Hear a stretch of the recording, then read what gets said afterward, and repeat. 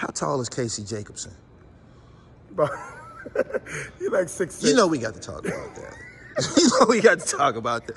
Because, okay, he's 6'6". Right. Was he defending you? Yeah, for the most of the game. Yeah, he was defending. Okay, so that's why he got the case, because they gave him the case. Like, you dogged him. Like, when you blacked out, it's tied to Casey. Is that correct? Yeah, pretty and much. I don't want to downplay him. He was playing for Stanford. He was a hell of a shooter. He's number 23. I want to put that out there. He's a great player. Yes, he is. And y'all had an encounter. I didn't want to get to that this early in the interview, but we have to. Okay. You said he's 6'6", 6'7". Right. You were 6'1" in school. 6'2"? 6'2", 6'3". Okay. How did y'all end up in a matchup? Is that one of the situations where the best player you got to stick the best player or something like that? Well, again, he was playing a 2-3, and I was playing a 2 at St. Joe's. And it was one of the situations where, obviously, I was guarding him and he was guarding me.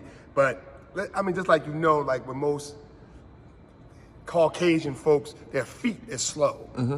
Okay. So, like, that, I was attacking his feet. And he just too slow. He just couldn't keep up. Right. And so that goes beyond. And again, mind you, first team All-American, first round draft pick, all of that. But his feet were slow. I recognized that, and then I just exposed that. So that's kind of how it got started. Now, they said that he said like, yeah, I don't know ball, like yeah, X, Y, Z, and even on my documentary on ESPN. Yeah, he said that he wasn't trying to be disrespectful or nothing like that, but he just said he only really knew the bigger names from the bigger schools, and he wasn't trying to be disrespectful. But don't sound like disrespect to me. No, he was just trying to be honest, man, and I respected that. And then he said, but yeah, man, I know who he is now, though. Yeah. So it's like, took his hat off, he showed love, He had no choice at that point, though. How far into the game was it before you realized that I'm cooking? Because I'm a shooter too, and I know that we can't hear anything. Could you hear anything? You couldn't hear the crowd or anything, could you? Could you hear them cheering? No, not at that point, because you locked in. Yeah. So time out. So we on the biggest stage in college basketball. Right. NCAA tournament. Right. So you at least got 20,000 in the stands, and just like I was telling you, and more importantly, you got 1 million watching at home. Right. The whole city is watching at the crib, right? So what I say, that's enough for me. That's enough. Again, that's my safe haven. You like that. Right. You got 16 for Susquehanna, right? Yeah. And you got people, they on the court, right? And it's like, if I can do this, I can damn sure do this. Right. You know what I'm saying? And that's like I said, my comfort zone. And once I got going, because like I said, I only had like 8 points at the half. Yeah. And once I got going in early in the second half, it was curtains, bro. What was I know as you scoring, you running back up the court, you looking at your teammates. Was you realizing what you was doing to the building? Nah, because you in the moment. Yeah, you in the moment. And let's rewind that. A week prior to that, what happens, right? I scored 18 points in less than a minute. They asked me at the post conference. I swear to you, Marvin, what you was thinking of in the game? So I'm like, what you talking about, bro? We just lost a tough game. Rasul Butler, rest in peace. LaSalle and them in a tough game. We was on an 8-game winning streak. They said, that's cool and all, but you just scored 18 points in less than a minute. What? Because I'm in the moment. Right. I'm just playing the game. I'm not counting points. I'm hooping. Yeah. So like when you in the moment, that's what you locked in on. You locked in on the game, and the competitive nature from the inner city guys is different. Right. And you know that. Yeah. We could be out there rumbling at any time. Yeah. You know what I'm saying? It's part of it. You can't get that, and bro, I ain't gonna tell you again. So that's where we come from. So like that's when you locked in, you locked in. I went to look at your ESPN piece right before I came here, and one of the first pictures they showed of you was you being defended by one of my homies, Julian Blanks. Played for LaSalle. He played for LaSalle, and I seen him. I'm like, damn, look at JB. Yeah, good dude, man. No doubt. Good dude. How did they go about reaching out to you? And were you flattered when they stepped to you? Like, yo, we gonna do this Sports Century story on you. Yeah, so like I said, ESPN reached out after I had a crazy month Had a crazy month basketball. Then I got invited to try out for the USA team. It was crazy. I said, damn, that's decent. I mean, they came to the hood. I mean, we walking through the hood with the cameras. Right. I'm like, damn, this. They came right to the young? Yes, he did. Yes, sir. Yes, sir. And it's this big time. And at that time, it was abandoned because everybody had moved out. Okay. You know what I mean? But they said, yeah, we still got to get out there. We still got to get out there. And I thought that was just deep to, to bring ESPN to the hood, man. And just, it just was love, man. Yeah. It was love. Did you like the finished product? Did you enjoy it? I did, because they tried to paint a narrative, and a lot of that stuff was right on. It was like, yo, this guy went from this, and he had all these bumps in the road, just how life really is. Right. Like, yeah, this guy's doing this. He checked it out of the game. I got suspended out of the game. And it's like this. But you know what? He kept going. He matured, and look what it's becoming. Right. And that's real. Whenever the NCAA tournament comes around, do you get goosebumps? Does it make you feel some type of way? Do you know this is my moment? It's all over. Does it play every year? Well, that's the first chance I get a chance to really respect the game, because them guys out there are really fighting for their life. Obviously when you playing at the professional level, it start to get about money, it start to be watered down. But these guys is playing for pride, and they just don't want to go home. Yeah. So when you watch it, that's why a lot of the Cinderella or the smaller schools is beating the juggernauts. Yeah. It's beating the juggernauts, because y'all got this thing on them. Yeah, they small, they playing this kind of, they say, yo, we tie our shoes just like you. Yeah. They're check rock. Yeah. There was something called check rock back in the day. You know what I'm saying? Like, yeah, you prove to me that you better than me. And them guys, you see who was in the Final Four? This past year? Yeah. Kansas State. All these, San Diego State. I know Where in was school. Duke? Yeah. Where was Carolina? The Blue Bloods. Where was Michigan State? Right? Because that's the narrative they try to paint, that you got to go to all these big schools. That's not real. That's not real.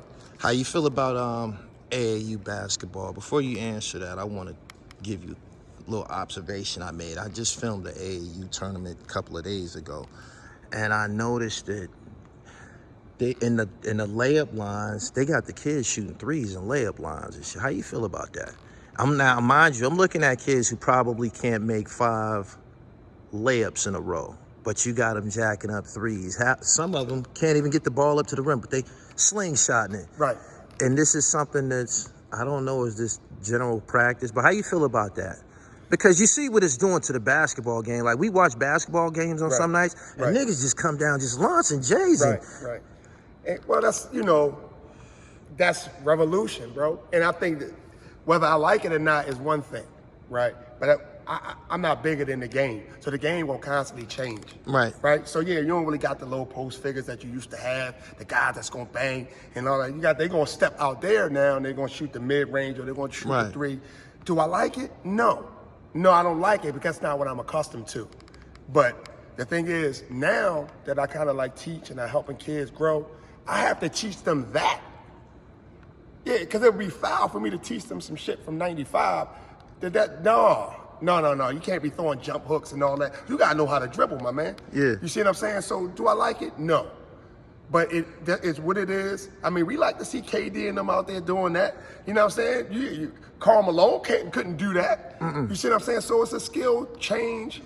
The game is much softer. You know what I mean? So I don't like it, but if I'm gonna be a part of the game, I gotta welcome it. No doubt. Tonight, the Philadelphia 76ers kick off Game 1 against the Boston Celtics. What you think gonna happen tonight? I think the Sixers going pull it out with no Embiid. There's no Embiid tonight. Okay. And I think that may be a good thing in some ways, because they could keep up Small the ball. pace. Yes, a little bit. Tobias Harris got to come to play. James Harden got to come out his shell and be more of a scorer. Right. Yeah, it's going to be a much closer game without Embiid than we think. Do you feel that y'all 100% put this school on the map? Before, it was like a run in the 90s, and y'all all came like back-to-back. Rasheed, Jameer, yourself, like y'all became a part of the NCAA tournament for a period of time. Yes. Y'all were a part of the tournament. Yes. Do you feel that y'all really put this school on the map back then? Yeah, I think we did. It was some down seasons before I got here. And then we like you said, we went on a roll. Yeah. We went on a roll, and I mean, we had the city jumping, and more so, like I said, the country. Like, oh, who's these guys? Yeah. You know what I mean? So it's like they went damn near undefeated in 04, a couple years after I rolled, and it's like, yo, like we had a couple guys go to the league. Like it's like, yeah, this is a small school, you know, and you don't really get that. And I think that we played a major role in that. Do you feel if you played the one, you would have went to the NBA? I think that would have helped. Had you played the one? Yeah, but it's one of them things that growing up, that's what I was. I was a scorer, played the wing. Yeah. And there was some wings still like let's use like Deion Waiters. Yeah. Deion Waiters played a wing. You know what I'm saying? Any my size. Right. You know, maybe a little shorter. You know what I'm saying? So it can happen, but the odds would be greater if you like one or combo instead of just pigeonholing yourself to just playing the deuce. Yeah. After the tournament, after everything that went in college, were you invited to any camps? Tell me about the camps you were invited to. Yeah, so I went to Portsmouth, which is it's an NBA camp for all seniors, right? And that's when, you know, Flip, I had Matt Barnes on my team, his gunning ass, and it was just everybody who was coming out that was seniors, and we was getting it in, bro. We was getting it in. The GMs was there, and what ended up happening was, the Orlando Magic called my agent and say, "Listen, tell my man come up to Boston, come to the summer league, and let's take another look." Yeah. So I went to Boston, played well in the Boston Summer League with the Magic, and he was like, he told the agent, listen, he could come down in October for training camp and see if he could make a roster. So he asked me, he said, listen, do you want to wait for October to make a roster, to attempt to make a roster in training camp, or I got this right here on the table? Oh man, that's it. This is on the table. Let me get that. And and I'm gone. So that on the table ended up being overseas? Yes, over in Europe. Oh yeah, bird in the hand, beast two in the bush. Yeah. Because one thing about people didn't understand, over there was no taxes. So that when you say you're getting 200,000 or 300, you're getting all of it. Okay. So you might be getting $500,000 here, but once Uncle Sam get to it, it's only gonna come up to what you getting over there anyway. Yeah. So you know what I'm saying? We need that right now. Let me get that. Because this is no guarantee. This is no guarantee. This right here, you said this right here. All you gotta do is sign on the dotted line. I'm gone. Did it fill your cup playing overseas? It did. I mean, I'm playing professional ball. I'm making some good money. I just knew that this is not something I'm gonna be doing for a long period of time. Just from being away from your family for 8, 9 months at the time. Yeah, this is a little bit much for me because I'm a family-oriented guy. You know what I'm saying? So I was like, listen, what I'm gonna do is I'm gonna stack my bread, and when I come back, I'm gonna make some moves. So maybe I ain't got to go back, and that's exactly what happened. Did you ever feel that you could play your way to the league from over there? Was that a part of your intentions? I mean, that's part of everybody's intentions. Right. But every year it becomes more realistic. You know, and not only that, that's a time where the foreigners are getting more looks than the Americans. Yeah. I mean, it was guys on my team that got drafted by the Nets. He got picked up by the Knicks. They on my team. Yeah. And he's just waiting to go over whenever you feel like it. Yeah. So that was like, they even called me to ask me about those guys. Like, what's up with Main Man? Calling you to ask about them. He's 6'11". I said, bro, he can go. Right. Like, he can go, you know what I'm saying? But it just, like every year becomes less and less more realistic. This is year 20 of the LeBron James show. Can we do it this year? I'm a Laker fan, man. I'm a Laker fan. Man. Devout. On, can we do it? Man. Is y'all gonna meet us in the finals, the Sixers? Because that's what you want. That's what No, that's not gonna happen. I don't think that's gonna happen. But y'all ain't gonna be in the finals. You just seen what Steph just did. Y'all ain't going to the finals. Huh? You don't Steph the guy, and you know, like they got a little bit left in the You ain't tank. giving us no. We don't have a chance. Warriors in 6, man. Come on, man. Warriors in 6. If it goes 6 games, I feel we have a chance. You gave us 6 games. I respect Yeah, I know you was praying for Sacramento to win. I know you ain't want to deal with that, To bro. be truthful, we played, the Lakers played Sacramento this year several times and got our ass whooped every time. Yeah, but we that's couldn't not keep the up with playoffs, them. though. The playoffs are different mindset. Right. The playoffs are different. First of all, it's a slower game. Yeah. It's a different mindset. And you got to beat me 4 out of 7 times. Not spread out. So I'm making adjustments. Yeah, and the inexperience, just like they showed. Yeah. Yeah. You don't think that was a close call for Golden State? De'Aaron Fox was trying to end them. Yes, they was. Yes, they was. But that second half got out of control. They was down the dub quick, wasn't it? Yeah. That was a good one, It can though, change man. really, really fast With that that three-point shot. Absolutely. How you feel about the three-point shot? Tell me how you feel about it.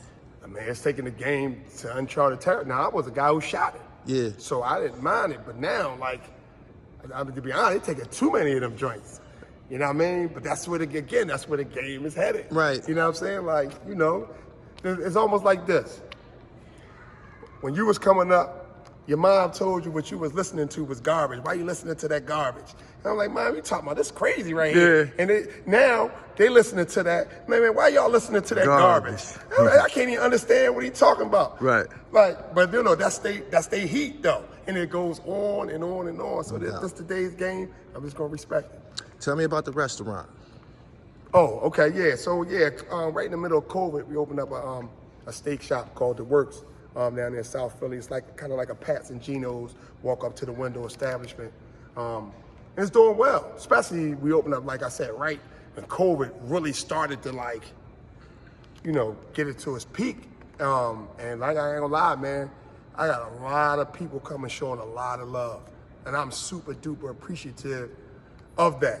Right. And I really think that happens because that's what I do to other people. Oh, you got this going on? Let me get one. You selling this? And let me get one of them. And that's how, and look, it comes back full circle.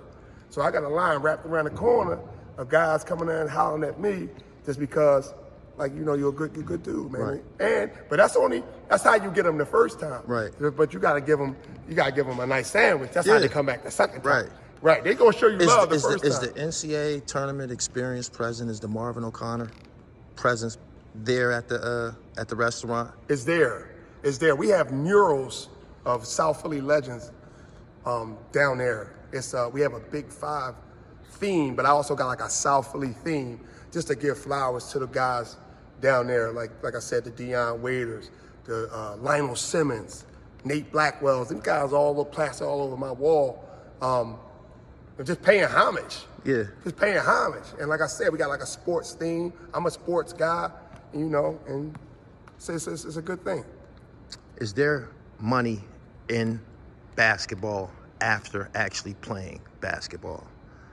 I'm asking you this. I'm asking your opinion. From what I'm looking on the internet, I'm seeing people who were former basketball players in industry now on social media doing different things in the world of basketball. Is there money in basketball after basketball? Absolutely. So the money is in the relationships. So that's how you make the money. It's the relationships you built through the game. Right. So it's nothing for me to make a call like, hey, yo, I need X, and I'm right in there. There's nothing for that to happen, and that's where you do right by people in the game. Then that comes full circle for you. It's more so in the relationships. Right. When you left this school, where were you at statistically on the all-time leaderboard? Damn, I'm not really sure. I know I had like 1,700 points, bro, in 3 years. Yeah. I know I'm still I had over 700 points in one season, which is a record here. And I truly believe had I played here 4 years, I would probably be the all-time leading scorer here. So again, just getting to it, bro. Getting to a bucket. That's just kind of what I do. Right. Out of the guys who went pro from Philadelphia, NBA pro, who's your top guys? You could pick Wilt. Yeah, I don't really know Wilt, but I mean, obviously Wilt is a staple. Right. But I ain't gonna go that far. I mean, you gonna go with the Kobe Bryants. I mean, as far as I'm concerned, he's from Philly, and he's my era. Right. And he's also a guy that I played against. He's 96, I'm 97. And I'm gonna be very honest with you, man. And maybe it was my ignorance at the time, and maybe my competitive nature at the time. Do I know that this guy is phenomenal? Yes. Could I have seen this? I didn't see that. Right. I didn't see that. But I just tell you what hard work and dedication does, man. I mean, damn, he took that to being like in some people's opinion, top 5, top 10. He gotta be in your top 15 no matter who you like. Yeah. But he's gonna be in most people's top 10 all time. Wow. That speaks volumes, bro. It speaks volumes. And I watched him grow. Yeah. I watched him go to war with us Philly guys. You know what I mean? And it's just like, wow. And it's just like, So man, you was seeing him coming down, did he come to Sunny Hill and shit like that? yeah, he played with West Philly. Oh, yeah? Yeah. Who was sticking him out here? We all was. Yeah, we all had a piece of that. Oh, yeah? But yeah, we ain't going for that shit, though. Yeah. So, you know what I'm saying? So it's like, we gonna get to it. Yeah. But yeah, he just had, he had something, his level of calmness and the way he approached the game was just different from us. You could tell he came from different stock. Yeah. You know what I mean? He just was smooth. I mean, it just was crazy just to watch it. Yeah, we but get the growling and shit. I didn't see this resume coming. Yeah. I didn't see it. Maybe because my competitive nature, like, yeah, well, you know, he did this. He only had 16 on us. Right. Yeah, but he had the smoothest 16 you ever seen. No doubt. Marv, I really, really appreciate you, man, taking some time out to let me in this facility and give me some history on the school and yourself. Tell me something about playing Rhode Island. Rhode Island. Was you playing against Tyson? No, Tyson and Cat Mobley was before my time. Okay. And then I missed Lamar Odom because I was at Nova at the time. Okay. But by the time I got to the league, a lot of their gangsters was gone. Yeah. We used to kind of run through them. Okay. A lot of their gangsters was gone. Yeah, that Lamar Odom era and that Cat Mobley, that was different though. That Tyson Wheeler joint, that was different. Yeah.